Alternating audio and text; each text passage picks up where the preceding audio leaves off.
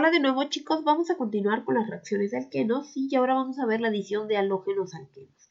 En este caso, sí, es similar a las adiciones que ya vimos, pero tiene pues algunas diferencias, ¿no? Y bueno, vamos a tener que el alqueno va a reaccionar con una molécula diatómica de halógeno, ¿sí? Para formar pues lo que es un haluro de alquilo, ¿sí? Y generalmente se da en adición anti. Este haluro de alquilo que va a formar es un dihaluro vecinal, ¿sí? Eso quiere decir que vamos a tener, pues, dos halógenos unidos a átomos de carbono vecinales, ¿ok? Y entonces vamos a tener el primer paso, ¿sí? Que va a ser el ataque electrofílico, ¿sí? En este caso, ¿sí? La molécula diatómica del halógeno va a reaccionar como un electrófilo, ¿ok? Y pues el doble enlace va a atacar a uno de estos átomos de la molécula diatómica y el otro se va a ir, ¿sí? Se va a formar un ion haluro y un ion halonio, ¿sí? El ion halonio, pues, es un ion que está formado por la unión de carbono, el halógeno, y este mismo halógeno está unido a otro carbono, ¿sí? Y pues obviamente los carbonos están unidos entre sí, ¿sí? Forma una estructura de un ion, pues cíclico, ¿no? Y bueno, este ion haluro va a abrir al ion halonio, ¿sí? El ion haluro, ¿sí? Va a atacar, como el ion haluro es un nucleófilo, va a atacar a este carbono, ¿sí? Y se va a abrir el ion halonio, ¿ok? Y vamos a tener esta estructura, ¿sí? Que ya es la estructura del haluro de alquilo, ¿sí? Vecinal que nosotros queremos, ¿ok? Entonces, así como hay ion cloronio, hay ion bromonio y hay ion yodonio, ¿sí? Y bueno, en el segundo paso, ¿sí? Realmente ocurre este ataque porque tenemos un cíclico terciario, ¿sí? Entonces la tensión del anillo es muy fuerte y además tenemos una carga positiva, ¿sí? Entonces tenemos un electrófilo, ¿ok? Solo para recalcar esta parte, ¿sí? Y entonces vamos a tener que, como les dije, el bromo y el cloro se adicionan a los alquenos mediante el mecanismo del ion halonio, como acabamos de ver. Sin embargo, en la iodación, ¿sí? Los productos diyoduro se descomponen con facilidad, ¿sí? Y bueno, cualquier disolvente que se utilice debe ser inerte para los halógenos, como el cloruro de metileno, el cloroformo y el tetracloruro de carbono, ¿ok?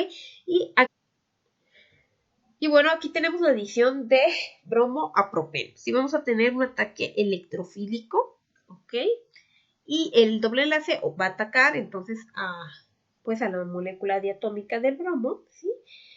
Para unirse a este bromo, ¿sí? Y el otro, pues, se va a ir como un ion bromuro, ¿ok? Entonces se va a formar el ion bromonio, ¿sí?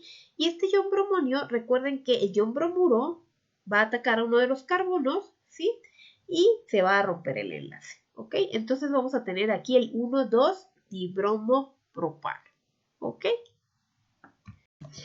Y bueno, cuando hablamos de la estereoquímica de la adición de halógenos, ¿sí? En este caso va a ser pues una adición antiestereoespecífica, ¿sí? ¿Por qué?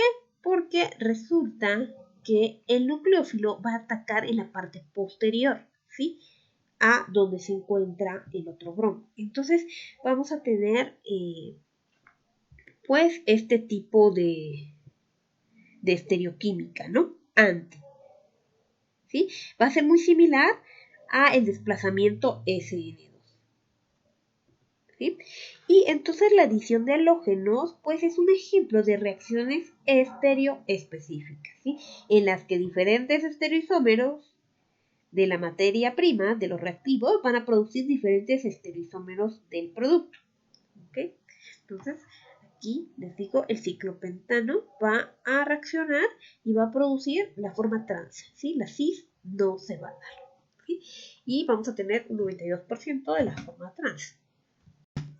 Bueno, vamos a hablar ahora de la hidrogenación catalítica de los alquenos, ¿sí? En este caso, nosotros podemos, pues, hidrogenar los alquenos, pero sí, para eso necesitamos un catalizador, ¿sí? Y este catalizador puede ser de platino, paladio o níquel. Estas reacciones por lo general se dan a temperatura ambiente utilizando hidrógeno gaseoso a presión atmosférica, ¿sí? Y por lo general el alqueno está disuelto en un alcohol, un alcano o un ácido acético, ¿sí? Y se va a adicionar una pequeña cantidad de catalizador, como les digo, de platino, paladio o níquel. Y bueno, el recipiente se agita para que la reacción se lleve a cabo, ¿no? Y en realidad la hidrogenación va a ocurrir en la superficie del metal. Y esto es cuando la disolución líquida del alqueno entra en contacto con el hidrógeno y el catalizador. Y bueno, este ejemplo es un ejemplo de catálisis heterogénea en realidad, porque el catalizador es un sólido, ¿sí? Y está en una fase pues distinta que la disolución, ¿no? Y bueno, como los dos átomos de hidrógeno se van a adicionar desde una superficie sólida, lo van a hacer con una estereoquímica SIN, ¿sí? Van a quedar los dos del mismo lado. Bueno, vamos a ver un ejemplo de la reacción 1,2-deuterio-ciclohexeno, ¿sí? Va a reaccionar con hidrógeno gaseoso sobre un catalizador. En este caso es platino. Y el producto, pues, va a ser un isómero, ¿sí? Y cis que resulte de la adición sin, ¿sí? La adición sin es la adición del mismo lado, ¿ok? Entonces, una cara del enlace pi del alqueno se va a unir al catalizador. Y este catalizador tiene el hidrógeno ya absorbido, ¿sí? Entonces, ¿sí? Tenemos ya la cara que se une y en este paso vamos a tener que un hidrógeno se va a insertar en el enlace pi, ¿sí? Y bueno, en este caso se inserta y aquí pues se inserta del otro lado, ¿no? ¿Ok? Y entonces el producto se libera del catalizador y los dos átomos de hidrógeno se adicionan a la cara del enlace doble que forma un complejo con el catalizador, ¿sí? Por eso es de la forma SIN, ¿sí? Por eso las dos, pues los dos hidrógenos se van a adicionar del mismo lado, ¿ok? Vamos a tener ya la molécula final, ¿sí? Si se dan cuenta va a estar de forma SIN. Y bueno, vamos a hablar de la epoxidación de alqueno, ¿sí? La epoxidación de un alqueno es una oxidación, ¿sí? Una oxidación porque se va a unir un oxígeno, ¿sí? Y bueno, los peroxiácidos son agentes oxidantes demasiado selectivos. También se les llama perácidos, ¿sí? Y bueno, en esta reacción vamos a tener un alqueno que va a reaccionar con un peroxiácido para dar un epóxido y un ácido, ¿sí? Un ácido carboxílico. En este caso, el peroxiácido, ¿sí? Tiene esta forma, ¿sí? Este es el peroxiácido, ¿sí? Y aquí hay unos ejemplos, ¿no? El ácido peroxiacético o el ácido peroxibenzoico, ¿ok? Entonces tenemos dos ejemplitos, ¿ok? Y vamos a ver cómo ocurre. Bueno, y en este caso vamos a tener el siguiente mecanismo, ¿no? Donde un peroxiácido, ¿sí? Epoxida a un alqueno. Y esto va a ser mediante una reacción electrofílica, ¿sí? Concertada. Esto quiere decir que en un solo paso. Y varios enlaces se van a romper y se van a formar al mismo tiempo.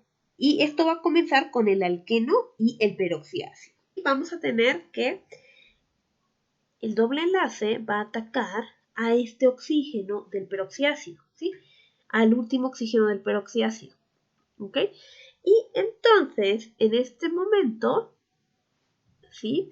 Se va a formar lo que es el triple enlace, ¿sí? ¿Sí ven? Pero obviamente, ¿sí? Si este enlace se forma aquí, ¿qué pasa con el hidrógeno? Entonces este doble enlace se rompe y agarra al hidrógeno, ¿sí? Pero al mismo tiempo, ¿sí? Este enlace, como aquí está atacando, pues tiene que salir, ¿no? Para romperse este enlace, ¿sí? Y todo esto, pues ocurre en un paso, en un estado de transición donde vamos a formar el epóxido, ¿sí? Y pues la parte esta que va a quedar la parte del ácido, ¿sí? Y aquí tenemos un ejemplo, ¿no? La epoxidación de propeno con ácido peroxiacético, ¿sí? Y tenemos el propeno o propileno y el ácido peroxiacético, ¿sí? Y como les digo, ocurre esto, se rompe este entra y este captura a este, ¿ok? Entonces, se forma el epoxipropano, ¿sí? Y ácido acético, ¿ok? Es en un solo paso, ¿sí? Y bueno, ya que esta reacción es en un solo paso, ¿sí? Pues no da tiempo a que se forme pues una estereoquímica diferente, ¿no? La estereoquímica que tenga el alqueno, pues es la estereoquímica que va a prevalecer, ¿sí? Aquí podemos ver un ejemplo utilizando ácido metacloroperoxibenzoico, ¿sí? Que sus siglas son MCPBA. MCPBA, ¿ok? Y va a reaccionar con este alqueno, ¿sí? Y va a convertir el alqueno obviamente en un epóxido que va a tener exactamente la misma estereoquímica, ¿sí? En este caso, pues la estereoquímica cis. Y en el caso de la trans, ¿sí? Si partimos de un alqueno trans, pues vamos a tener un epóxido trans, ¿sí? El MCPBA se utiliza por sus buenas propiedades de solubilidad, ¿sí? Ya que este se disuelve y luego el ácido obtenido precipita fuera de la disolución, ¿sí? Entonces es muy práctico utilizarlo.